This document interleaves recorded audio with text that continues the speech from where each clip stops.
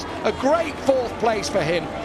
Fabio Di Giannantonio has taken fifth back from Augusto Fernandez right at the death. But underway in the British Grand Prix in Moto2, and it's a good start from pole position from Marco Bezzecchi. A bit of a wheelie from Sam Lowe's, but it's not a big run down to the line, and he gets the inside line. Jorge Navarro, look at him, and look out for Remy Gardner also coming through there, heading down towards Maggotts for the first time, and Lowe's has picked up a position. He's picked up second place from Navarro, so it's Bezzecchi leading from Sam Lowe's in second place. Sam's gone round the outside of Bezzecchi, and Lowe's takes charge of the British Grand Prix in the opening few corners, and he did it with a stunning move into the Hanger Straight. Lowe's leads now from Bezzecchi. Navarro is second, and Gardner attacking him for third.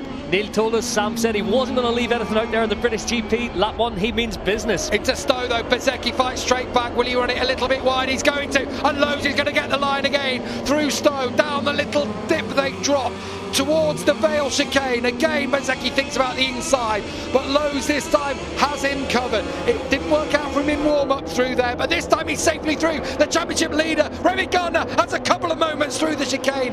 His rear end is squirming around Club Corner, and he's lost fourth place now to his teammate Raul Fernandez ahead of Fabio Di Giannantonio. So into Abbey, and it is Sam Lowe's leading from Bezzecchi under pressure from Jorge Navarro now. Watching Digi there, he done well not to collect Remy Gardner into the club chicane, but Digi now attacking Remy again. So Digi's feeling good here on lap one, but the two Akio KTMs, they're stuck here together, but they're in touch with the lead three.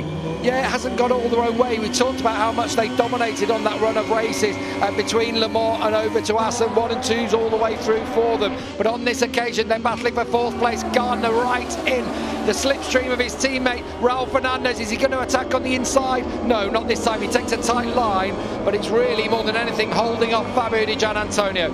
So around they come, Luffield Corner in front of the huge grandstands here at the British Grand Prix, and just listen to the crowd roar as Sam Lowe's crosses the line in first place at the end of the first lap. Still 17 to go, but Lowe's exactly where he would want to be.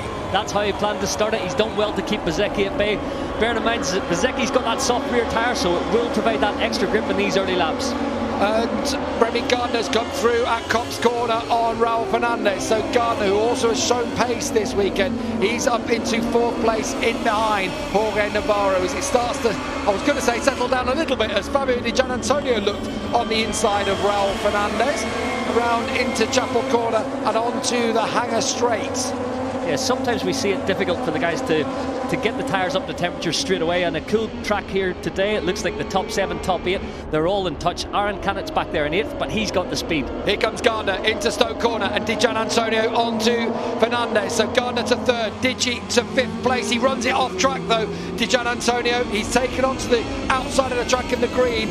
A couple more of them and he'll be getting a warning from race direction. They may even give him one for that, because in the process of making the move, he ran it outside track limit, so he may be told to drop a position, but he has got through on the track in front of Raul Fernandez and into fifth. Yeah, perhaps he will get that lose one position signal on his dashboard, but yeah, if not, it will be one mark towards that 5 they're allowed before they get the long lap penalty. In the early stage of the race, you just saw the rear stepping out there on Remy Gardner through Farm Corner. We've seen so many people go down there this weekend, but the rear sliding and leaving a big black line on the track from the Australian, even on these early laps in this 18-lap Moto2 race. Yeah, Remy's not scared of rear wheel steering it, so he does like to put the throttle down, really steer that bike to the rear as Bezzecchi sets up the move on Sam. Bezzecchi into Brooklands, he was lining that one all the way up from the loop.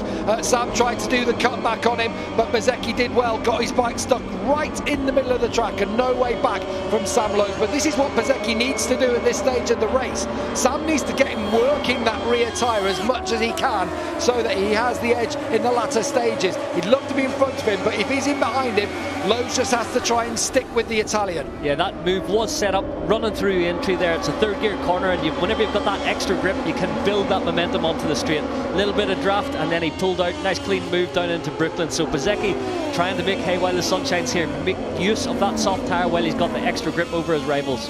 Remy Gardner is the fastest rider on circuit at the moment at 2:04.7 from him. I don't think Lowe's will hit the panic button just yet with the two fast riders around him. Lowe's builds into a race and has shown over recent weeks, in fact throughout the whole season, late on he has decent pace. Bezzecchi has been known to fade, even though that used to be one of his strong suits. Jorge Navarro there in fourth spot, whereas Bezzecchi's gone with a soft rear tyre, Navarro's gone with a soft front tyre. He seems to be able to make that work on board that speed up, but maybe that will tell its own tale in the latter stages of this one. Yeah, it seems to be that's made a breakthrough for him. He really struggled with the confidence in the front end of that machine all season. He really couldn't find a setting that worked for him. Dunlop brought that new option rear tyre, the softest front Moto2 tyre they've used this year, and all of a sudden Navarro's been on the pace right from free practice one. So front seven breaking away slightly, the usual suspects I would say in Moto2, perhaps Navarro, and of course Digi's a race winner this year and will move up to MotoGP next year, but some familiar names. The other five are the ones that we would expect to be around there, including the winner last time we came here to Silverstone for the British Grand Prix back in 2019, Augusto Fernandez, Sam Lowe's teammate, rounding out that front seven. Yeah, it's a fast group actually. It's a brand new best race lap for Moto2 from Remy Gardner, a 2:04.7. We did see a 2:03.9 in qualifying, so there's a little bit left out there, but a low 2:04 in race conditions would be superbly fast. Bezzecchi's gone deep there. Really, really deep, cuts back across. Just, he's not really a swooping line though, that one. That was one where he just gone a little bit further than he'd like on his braking marker. On board with Remy Gardner. Fifth gear as they come through Woodcut corner and powering it down the home straight. He's strong through here, Gardner lets the rear step out on him, but when he finds grip he can fire it down that home straight. Third lap completed, Gardner in third. He'll be happy with this one because in terms of his title rivals, Bezzecchi's out there in front, but in the championship itself he's 47 points down on the Aussie. Sam fast through Brooklands, or through Maggotts into Becketts there, but listening to that 765 sing through Woodcut there, you could hear Remy never rolled out of the throttle, 100% commitment, a bit of rear spin through there, helps him steer the bike, and that medium rear tyre, it will take that abuse, so that's where Bezzecchi has to be a little bit more gentle, so you can see Sam and Remy being a little bit more aggressive, a bit more wheel spin. It's going to be intriguing to see how it pans out. Lorenzo Baldassari's come back in, problem for the MV Agusta. He's also still nursing a few injuries, Balda, but it's not quite working this year for Ian Balda. Once a MotoGP prospect, now his career is looking on the wane a little bit. Not what we like to see at all, because there's bagfuls of talent in Balda. So this has turned into pretty much a 7-bike group. I thought Aaron Canuck could hang with them today. He did set the fastest lap throughout free practice with a 2:04.1, but on the race conditions here, it's not quite working for him. He's dropped away from that group and he's battling with Xavi Vierge. Different approaches through farm and up towards village, and you can see it's going to cost Sam Lowe's on this occasion. Ran it a little bit deep, and it compromises entry into the village corner and into the loop. Remy Gardner is able to take over from Sam Lowe's in second place. So Lowe, he's doing everything to try and hope that that isn't the case, because he's just set a new best lap of the race. Then he was beaten by Jorge Navarro, but he was a 10th quicker than Gardner on that penultimate lap. It's the last go around through Maggotts and Becketts, then up towards Chapel, around the right hand and then into the left of Chapel and onto the hanger straight for the final time. Bezzecchi's looked strong down to Stowe on every lap. Has he got something in Stowe on this occasion? I don't think he's close enough. He was just a little bit too far back through sector 1. Usually he'd be already on the back wheel, so this overtaking into here isn't possible. Maybe into the Vale chicane. We did see him try it earlier with a good acceleration out of Stowe, but I don't know if he's close enough. I don't think he's close enough on this occasion, Michael, as Gardner has it covered. Where can he conjure up a move? We know this is a sector now where Gardner will let it all hang out, hang loose.